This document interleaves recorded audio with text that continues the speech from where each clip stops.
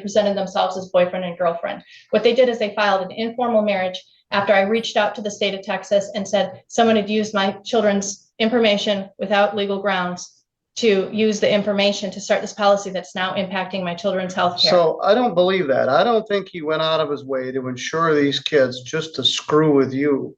Usually, a father paying for health insurance is a good thing, but in this courtroom, it's being presented as a nearly $4,000 crime. The mother claims that when her ex bought insurance for their kids, it wasn't an act of love, it was a trap that canceled her state benefits. She calls it negligent misrepresentation. He calls it following orders.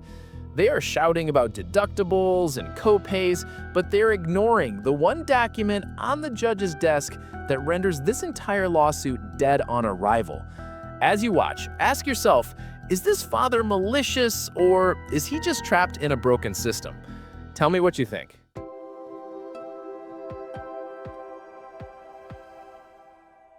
You're John Reading?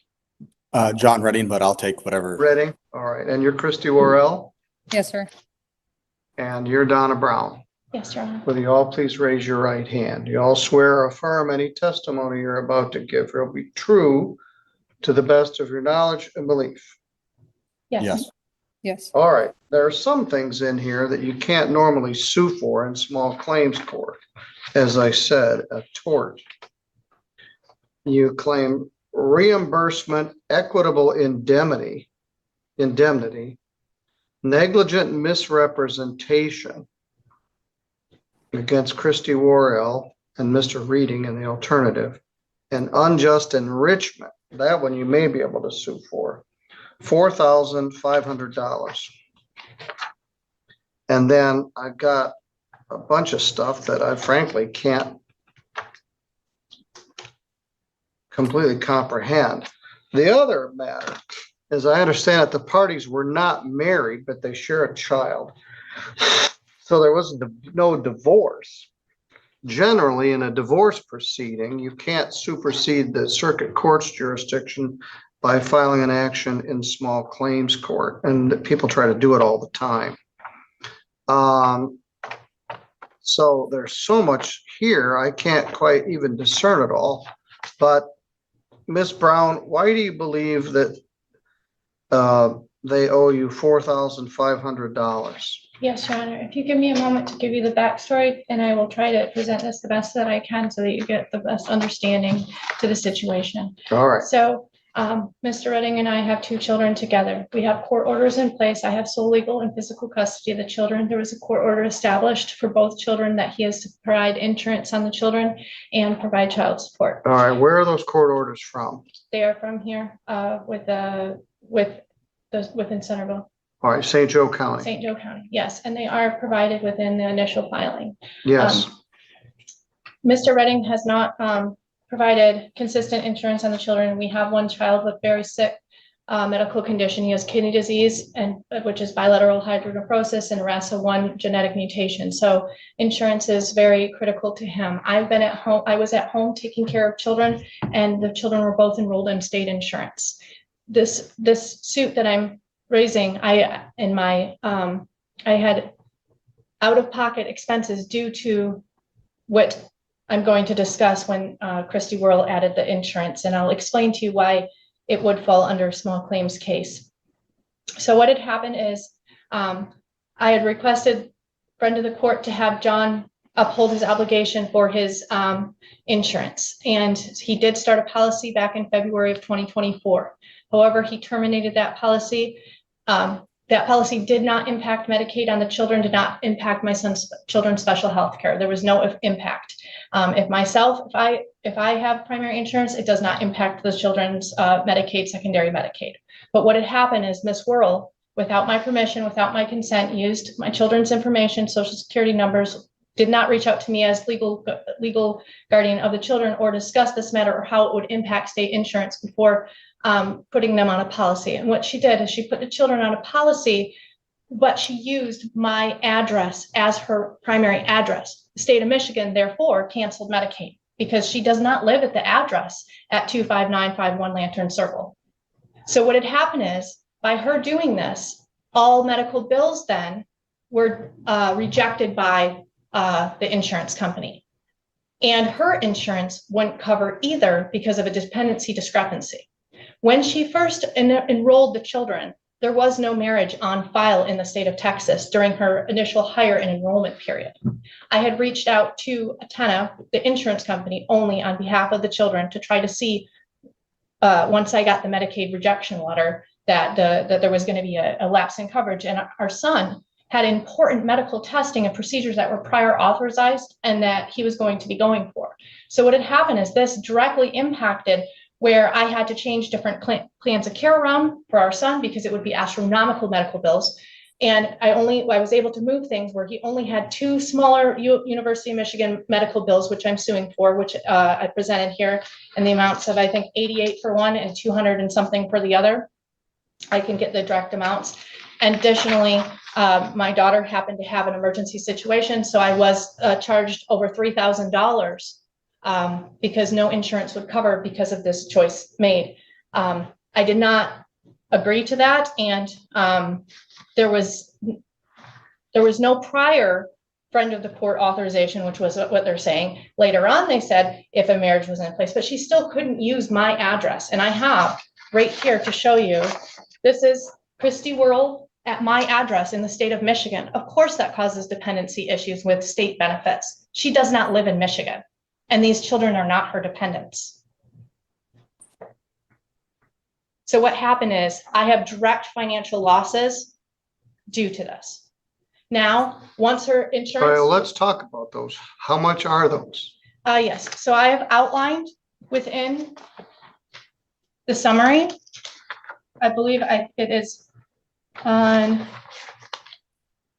damages. If you go to attachment A, statement of claim, the damages I have at $4,500. This includes medical bills from University of Michigan, one for $88, one for $130, Sturgis Hospital, $3,597.07. That subtotal equals $3,815.07. Stop, slow down. I don't think that's added up in here. Oh, there it is. Yes. Yes. And also, he kept the United Healthcare insurance and not changed over to hers, that one would have done mileage reimbursement. So I have included that as well. I've also just a moment. Mr. Stickley, I asked Shayna to call down there. I don't think I'm gonna get to our friend, Mr. O'Brien. I was just checking in because I was gonna chat with you about something else, Your Honor. I didn't know how deep you still were. I didn't mean to. I'm up to here. So I can, tomorrow is Veterans Day and we won't be here. I'll be on WBET at 7 a.m. if you want to listen to my radio presentation, but we'll work on it. The magistrate set his bond at $50,000 in his other case. It is not he's already pled guilty. He's just pending sentence. Yep. So we'll address it on Wednesday. Okay. Enjoy your day tomorrow. Have a fun time on the radio, and I'll see you Wednesday. All right. Thank you. Thanks for checking in. All right. I'm sorry. We had a criminal matter that we didn't get to. But go ahead. Okay. In addition to that, the filing fees and process server fees, which I did submit through your clerk, and she did print me up a copy. They're separate. If those could be included as well. Well, those can be in excess of any other claim. All right. Additionally, there is a lot of problems between the parties and I, and her counterclaim for day off work, she would have had to take it already because we did have PPO hearings this morning. Well, you normally can't sue for that sort of thing. That was a counterclaim that she placed on me for time off work. So I'm just saying that she would have been in court today no matter what, had this case not been. All right. There's a bunch of other stuff in here which isn't relevant. Pictures of Hummers and a bunch of so stuff. What that was in regards to, Your Honor, is I don't even want to know. We're just going to deal with these. So it's your contention that without your consent, and I'm not sure they need it, they had his consent, and he's a parent, but they changed insurance. And because of that insurance, it eliminated your additional emergency health care benefits you had in the state of Michigan, resulting in costs that would have been covered, but were not. Yes, and he is ordered within the order to pay out-of-pocket expenses. John Redding is. Mhm. And as far as Now, that's up to them. You can't ask me to enforce anything from front of the court. front of the court. However, Christie World should not have insured the children. I do have sole legal custody of the children, and any medical decisions would be up to me, not father at this point in time. And as All far right, as what's your authority for that? I provided it on there. That is in our parenting custody order. One was in 2015. Well, for let's Kaylee. take a look at that. Yes, Uh, in 2021, I Let me believe. see if I could find it. There's so much stuff in here.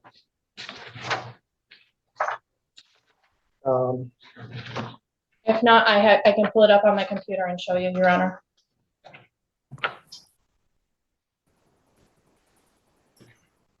I may have only included the Here it support. is. It's that funky, all right, uniform order. What clause here? I can show you this. It is ordered that plaintiff shall have physical and legal custody and care of the minor children of the parties. If you would like to see, I can bring it up. I think I have it here, but front of the court orders are. What paragraph? So I'm not sure if this is in the full filing or if this is its own independent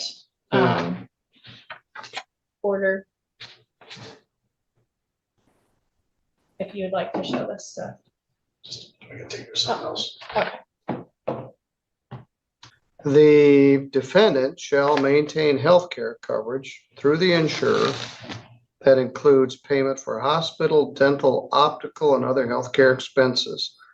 And that coverage is available at a reasonable cost, including coverage available at a benefit of employment or under an individual policy, up to a maximum of $375 for the defendant.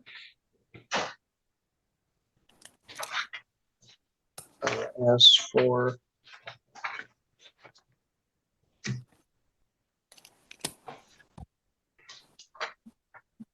Kaylee reading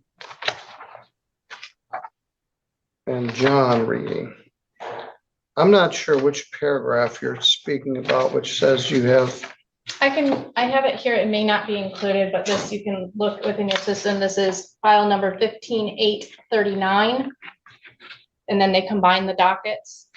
All right, well, With what 6. paragraph are you looking at in that The document? first paragraph, it says Donna Brown plaintiff, Yes, John Redding, order for custody, parenting time, and other relief. All parties have agreed to the court otherwise being fully advised of the premises. It is ordered that plaintiff shall have the physical and legal custody and care of the minor child of parties, Kaylee Redding. And there's a second order for John Redding that is the similar verbiage where I have the physical and legal custody at this time of the children. all right, now, let's talk about this $3,800 bill for Kaylee. What is that about? So she had a high temperature, an emergency matter, and she had to be taken in. My mom had taken her in. I was trying to avoid taking children in during the time, knowing that there was this insurance crisis that was caused. The bill came to $3,000. I told you how much it came to, over $3,000. And I do have a letter from Sturgis Hospital. It says that please be aware the insurance company, you advise this bill has delayed the processing of your claim because of a coordination of benefits issue. When I called Aetna on behalf of my children, it was due to a dependency issue. There was an ineligibility issue with her insuring the children. That caused the problem, and it caused the Medicaid to drop. All right, so have you paid that bill? The bill is still outstanding, $700. I'm working with Sturgis Hospital to get it resolved. I'm still out. I still owe U of M as well, all of the other bills. Well, how much, This is what I'm out, this amount right here, and you can hand it to, this is the amount that I'm out for those two. And here's for those two. That's my total that I'm out.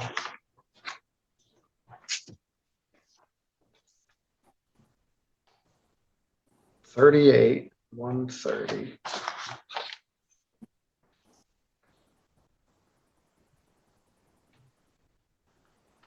And if you could also give him this shows that But- she used my address in Michigan. You haven't actually paid that $3,597, is that correct? I have a payment plan that I'm working with Sturgis Hospital to try to situate the situation. They're trying to rebuild things, trying to do everything that they can to try to work with me. Currently, that's the amount that I is going to be showing on my credit, if not fully paid. All right, so she's laid out why she believes you owe this. It's not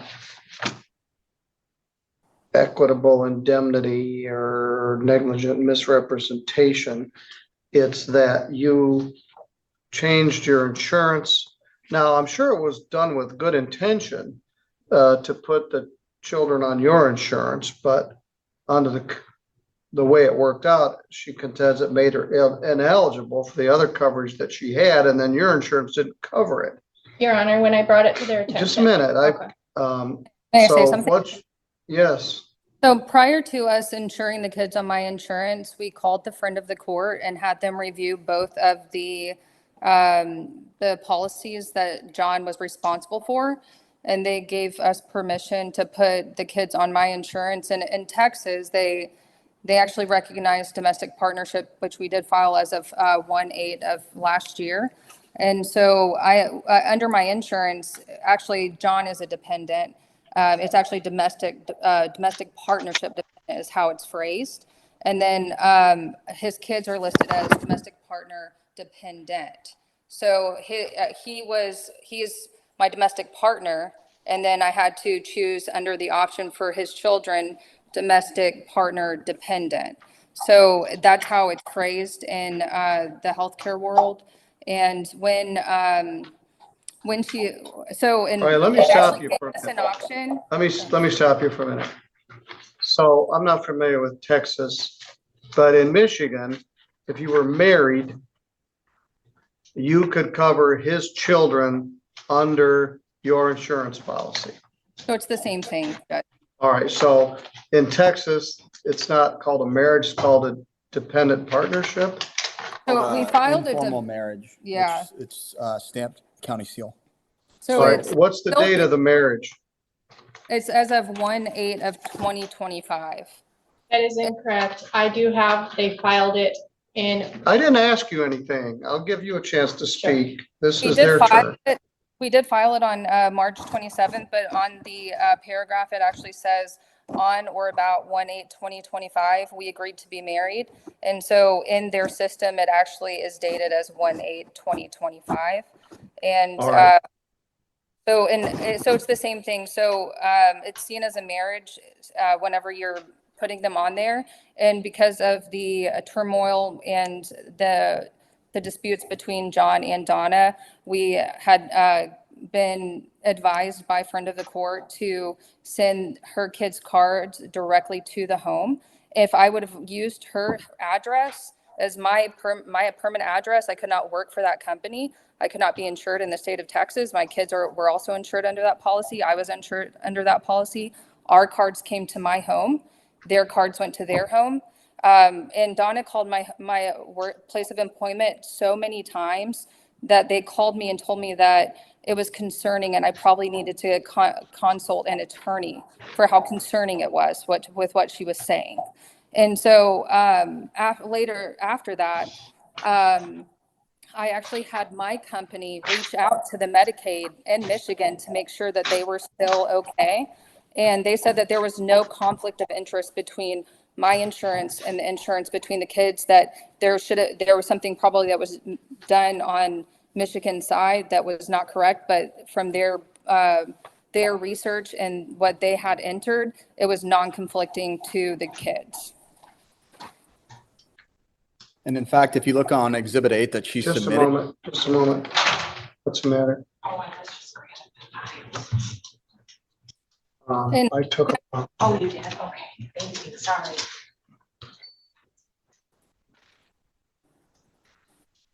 all right, who did you talk to at the friend of the court's office? we spoke with both Amy Wright as well as on the 5th, Liz. Amy Rice? Right. Right. WRHT.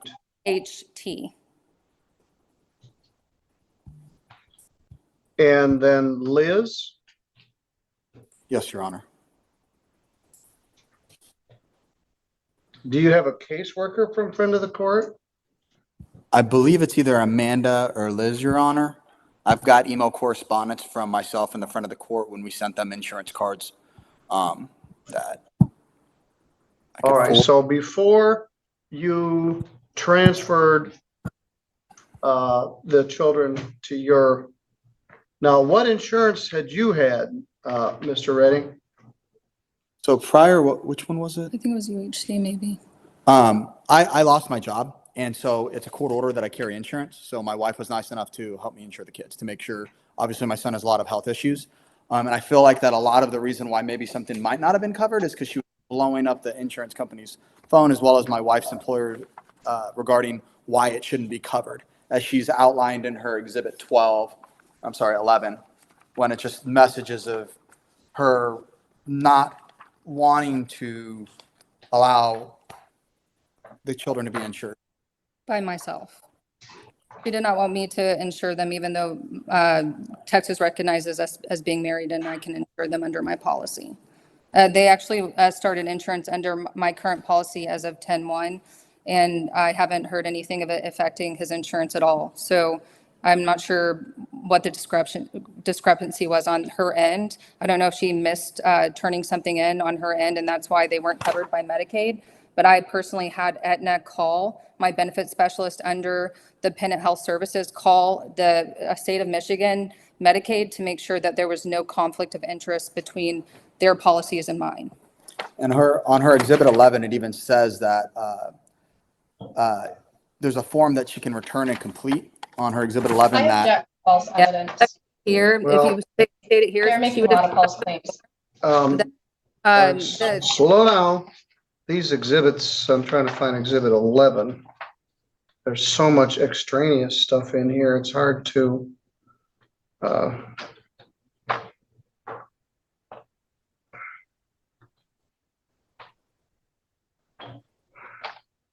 don't know what is Exhibit 11.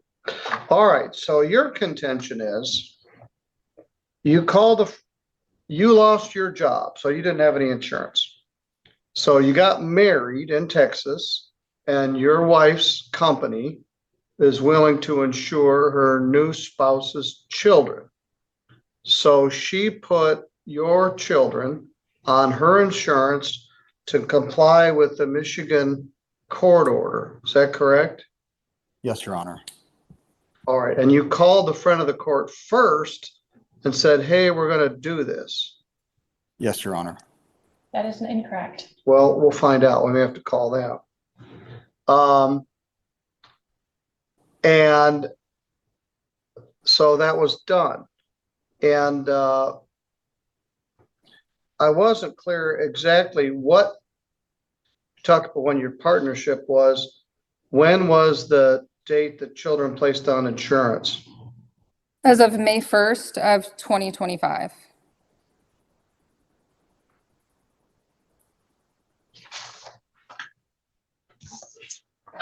I have a letter that says from April 14th, the children, that's when the cards were mailed to me. So that is incorrect, Your Honor. Say that again.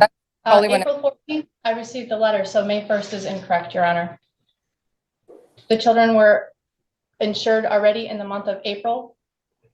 The informal marriage that they submitted was 3/27/2025. There was no record with the state of Texas during the time that she enrolled the children, which is why the beneficiary situation started. I had called Aetna, not her employer, multiple times. That is incorrect and lies. There is also a false police report that Ms. Worrell has submitted on me in regards to that. I only called in regards to my children's insurance, where Aetna themselves are the ones that told me prior to any medical treatment. That's how I knew it wasn't going to be covered, because Aetna said, no, this is going to cause major dependency issues, because the way that this employer works, that That's correct, your Your children Honor. can't be dependents. Excuse me, it's my time. What had happened was. Stop. It might I was April just- 1st. I could have been misconfused on the dates, but They were insured. All right, so either in April or May, the children were on your insurance. yes, it was either April 1st or May 1st. I mean, they were. Well, the point is, the date of service here was May 27. Is that correct? For your daughter? I believe the date of service, yeah, there was about a 2-month period that the children were enrolled. The insurance started April. I believe it ended in June. I got a COBRA statement that insurance had ended. That was sent June 11th. So insurance was terminated during the month of June. I did notify Mr. Redding and Ms. Worrell that, hey, this is going to impact. I also went to DHS office. Stop. I asked short questions and you give me a long paragraph. I apologize. So the date of service for your daughter was May 27th. Is that correct? That is what it shows on the bill. I believe All right. that's the date. The dates of service for your son were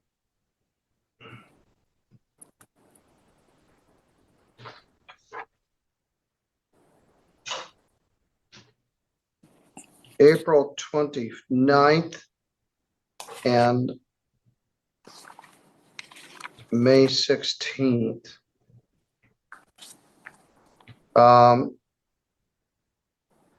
Now, they billed United Healthcare Community Plan Insurance. Whose insurance was that? That would be the state of Michigan that rejected. They were on a United Healthcare Community Plan. And it became active once Christie's policy ended. It reactivated. Well, it says not billable service. I'm not sure what that means. It's because she had started a primary insurance with a dependency issue.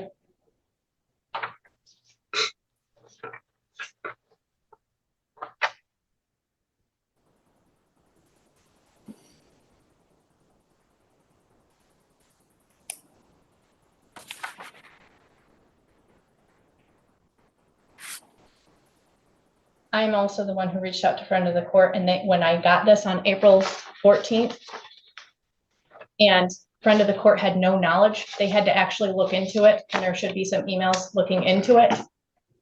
They later determined if a full marriage did take place, they don't care who insures the kids on that end, but they did not call and get this approved ahead of time. I'm sorry that they did lie, though. Well, we might have to hear from friend of the court.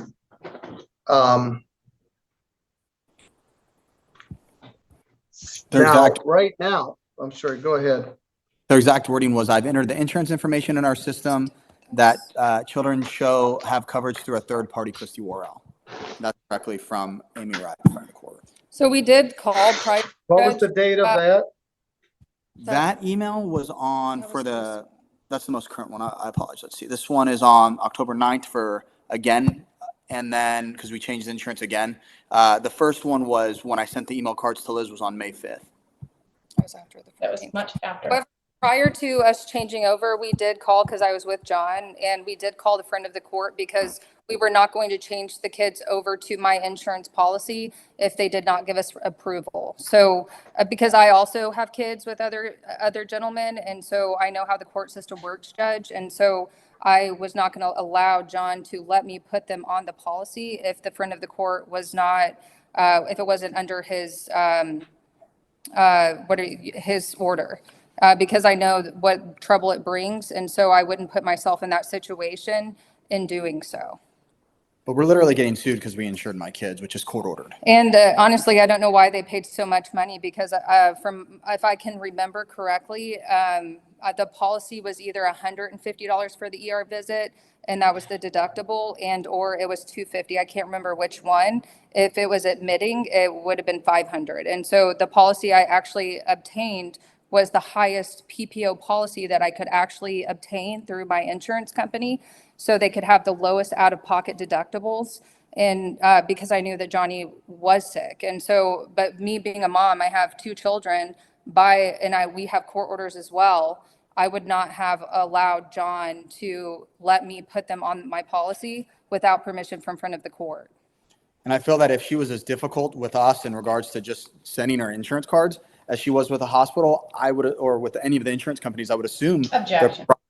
Okay. I'm not sure. I didn't even hear what he said. But what he did say is, I'm being sued because I put my kids on my insurance as I was ordered to do by the court. Now, that is well and good, but her contention is because of that, I now have a $3,597 bill. But it doesn't yet sound like it's completely rectified. There may be a Actually send me the coordination of paperwork, benefits. Judge. I will fill it out and I can contact the hospital and submit that, because I also handle claims under my current position. So if she would like help with that, you could actually email that to us. I'll fill out the form myself and make sure that was covered under that insurance policy. And even if it was $250, John actually has something under the friend of the court to where she submits that into the friend of the court for him to pay through his child support. So, I mean, that's honestly, I would be willing to help fill out all those forms to make sure that all of that was covered if she was unwilling to use my insurance card because she is prideful. Your Honor, they're twisting this around from really what's been going on in this All right, well, situation. let me stop for just a minute. What insurance is on the kids right now? I'm Aetna. currently covering them under Blue Cross Blue Shield as a primary, which is why her primary is not impacting the children right now, because they're under me and they have Medicaid as a secondary. Medicaid works with any primary as long as there's no dependency issue. They were notified that there was a dependency issue prior to the children receiving any bills, and Christie Worrell and John could have at that point in time dropped the insurance. There wouldn't have been any issues. There wouldn't have been any bills. They refused The to. problem is he's ordered by the court to have insurance on the children. And there was no problem with him covering the children. Okay. And he also had lapses in insurance prior. What had happened is, once they used the children's information, and I had found out that they had used the information and it wasn't going to insure the children and it was going to mess up our son's healthcare. And I had a whole bunch of prior authorizations and things for him to be sedated for like his MRIs and all these things set up. And it's still now delayed to this day. And it's a big thing for our son to have care delayed. So they can paint a picture that they're trying to help. But what it was is there's a huge other problems going on with financial control and abuse. And this would put me in a worse situation. There's All right, a whole well, other let case me going back on. up. He's ordered by the friend of the court to provide insurance for the children. That Yes. order's in effect. Yes, So he provides coverage for the children through his spouse's health care. they filed this, I believe, with the intention of insurance fraud. They state this back to 1/8/2025, but they were at my house on the property with police called on 1/25/25, and they did not report themselves as married to that officer. They presented themselves as boyfriend and girlfriend. What they did is they filed an informal marriage after I reached out to the state of Texas and said someone had used my children's information without legal grounds to use the information to start this policy that's now impacting my children's health care. So I don't believe that. I don't think he went out of his way to insure these kids just to screw with you. I think he was trying to comply with the court's order. Now, so you're rejecting that coverage for the children currently? They had ended it. They basically screwed it all up. And then she cut the policy. Why did you cut the policy? You can ask her. I don't know. So you called my job so many times, they fired me. So thank you. I never for- called the employer. I called the beneficiary All line right, through Aetna. so They so fired you me lost, because how many you times- lost the job that had that insurance? Yes, Is that sir. true? She called so many, no, that's not my current position. I'm with a different company, but she called my job so many times, they let me go the following week. That's why they lost coverage at the end of June. So thank you for that. If I never did had anything to do I with know her. it wasn't or- your intent, however, it happened. All right. They also just recently All sold, right, stop just for a minute. yes, All right, so you put them on this coverage either in April or May. Then because she called your place of employment so much, they fired you. So Yes, you sir. lost your job and lost that insurance. Yes, sir. All right. So are the kids on any insurance between the two of you now? Yes, so I actually, I waited because I waited till I found a good company because healthcare is kind of hostile. And so I found a company that I'm currently working for.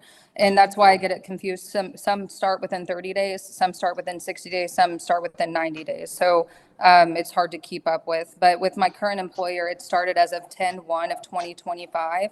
And it's also an Aetna policy. And the max out of pocket for both policies, Judge, was no more than $4,000. So one visit to the medical, you could have gone to the ER.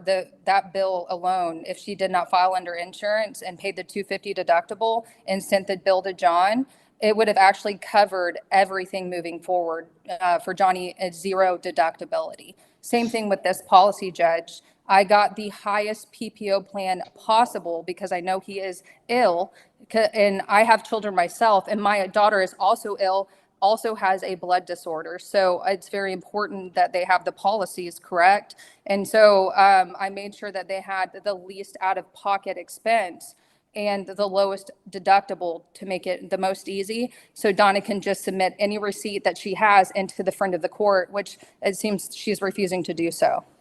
Not to mention that the deductible, from my understanding, gets eaten up by the state insurance that Well, she it's not has. just the deductible, it's the max out of pocket. I got the lowest max out of pocket. The deductible for my current policy, and now I think for family it was 4,000, and for out of pocket it was like maybe 4 or 6 for the last one.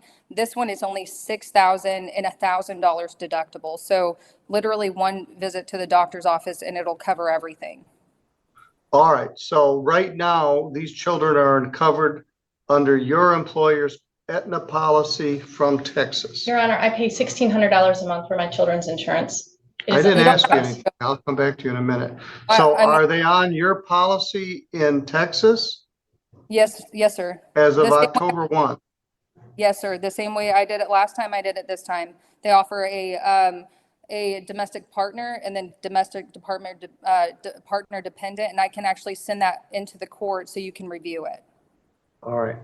Ms. Brown, your indication is that you now have a Blue Cross Blue Shield policy?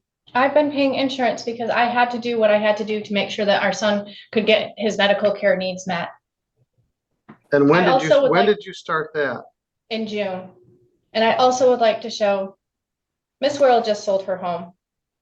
And she sold her home and signed single affidavit at the same county in Texas. And here is her official deed that she sold her home. This was public records. I only obtained public records. I also never contacted her employer like she's saying multiple times, and she has just recently falsified a police report. Stop. But I'd like you to see, Stop. That's not relevant. I believe she got fired because you called her boss in her I'm employment. not called the employer. Well, I believe she lost her job because of your earnest efforts My regarding this understanding is she had insurance. misdemeanors unreported. All right, now, so you bought your own policy here in Michigan in June. So are the kids double insured? I'm not aware that they even have a policy. I just know that right now, when I've gone to the doctor, no other policies have showed up other than the Blue Cross Blue Shield, and the Medicaid is a secondary. She should have received that from the front of the court. It said, again, we sent it to the front of the court on October 9th, where it says that showing the children have coverage to a third party, Christie Worrell. Effective 10/1/25, medical and RX coverage, vision and dental coverage as well. I got, like I said, Judge, I actually. Because no matter what Miss Brown does, you're still ordered by the friend of the court to provide health insurance. Is that correct? I am. I offered with friend of the court to sign off on that coverage, just so that they wouldn't mess up, so that my son can't get his health care again and me get stuck with $3,000-$4,000 in bills. If they cover an insurance, it has to actually cover the children and not kick him out of all of his other insurance. The problem is I'm out financial losses from this decision, and they chose to not remedy it. All they had to do was I stop can get the insurance. form to fill out for you, because I know that you didn't turn in the insurance card and now you brought us here and it's frivolous. But if you would actually send that to the friend of the court to send to us, I'll fill it out for you. I'll call the hospital and I'll get it taken care of for you. And I'll submit all the receipts to the friend of the court. Your Honor, there's been some extreme manipulation into the children's health care, because John is wanting the kids to go to Texas, and there's flight restriction list. They have both called University of Michigan MOTS, and they have prevented health care for the children. They have made it where my phone number has been changed. And what has happened is it's extending out my son to get his MRIs and his images, which will make him ineligible to go to Texas for the visitations. And that's what this is probably over. There is more to this story. They might sit there and tell you that, they're nice people trying to insure the children, but you weren't in the PPO hearing this morning. I'm out thousands of dollars. We had him and I still. Well, you're not out yet. Sturgis Hospital's out at this point. If some insurance company will pay it, it could be reimbursed to the hospital. I just want to be rectified for the amount that I'm out of pocket had this not happened. Yes, and let's assume everything that you say is correct.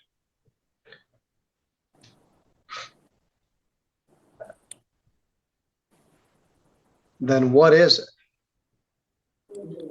Is it an unfortunate accident? They have a court order to provide insurance. John does. Christie does not. Yes. He loses his job. His wife, or whatever they call it in Texas, domestic partner, agrees, which she didn't have to put the children on her policy. They say they called the friend of the court and told them that, and they did it. Then in the case of the right hand, not knowing what the left hand was doing, it somehow made your children ineligible. And I'm still not completely clear about that. But Your Honor, he quit that job. Stop. Yes. Stop. I'll give you a chance to speak. You didn't have a chance to coordinate my thoughts. So what is that? He follows a court order and gets insurance. He checks in with a friend of the court and they say, okay. Unintended consequence is that there's an unpaid bill. They maintain if it was submitted, they would submit it and get it paid. Your theory is that they somehow did this with nefarious intent. So what's your response to that? Your Honor, I've been subject to extreme financial control. Mr. Redding and I, we own a home together. I had, during this same exact window, I had a forbearance for the home that was filed, and he called and canceled that so that I would almost lose the house into foreclosure. The house was run through court. He ended up requesting dismissal based on rights of survivorship so that I couldn't sell the house. So I've been completely financially trapped in this situation. All of those other things were added on, all of his sales. That's his job that he's not reporting to the IRS or to the friend of the court, making hundreds of thousands of dollars a year. Him and Miss Worrell have just recently bought a new home. On the old home, she filed single and not homestead when in the same county in Texas. So that would hide the asset. He owes over almost $10,000 in back child support. Yes, he quit the job, but he didn't quit the job to help these children and put them on her insurance, like he's saying. There's a whole lot of backstory to this, Your Honor, and I'm being honest. A whole lot of backstory of domestic violence and everything else that's going on in Judge Patterson's courtroom right now, and with the home and with finances. And this was just one other tool. This was just one other tool to set me back. They were made aware. I told them, this is going to charge me out of pocket. Please remove the insurance so that the children can continue the care under the Medicaid. All they had to do was remove it. We could have worked with friend of the court or changed an order. They could have put in a request to not have to insure the children. That didn't happen. They knew that the children would not be covered due to this dependency issue. They continued to keep the insurance. It in turn caused me out thousands of dollars. It increased more financial strain to me. There is a lot more. Then a false police report was made, and even to you in this court saying I harassed an employer. She did not, she lost her job over what I'm assuming is at a healthcare facility and didn't report her misdemeanor. She is also being charged right now for child endangerment or neglect or hurting her own Pending, child. and that is irrelevant. Stop. Is there any more bad stuff you want to say about them? This isn't about that. This is about monetary. Also all the stalking. background. And you're Stalking. angry and you're resentful and you've got a list of grievances longer than my arm. Yes. But they followed the friend of the court order to provide insurance. You didn't have the authority to unilaterally tell them to take the insurance off of there. This is also more a friend of the court matter than it is a small claims matter. And people often try to jumpstart a divorce or custody and visitation order by taking it to small claims court. So that's the first fundamental problem. It's a front of the court issue rather than ours. And secondly, I find they were in compliance with the court order.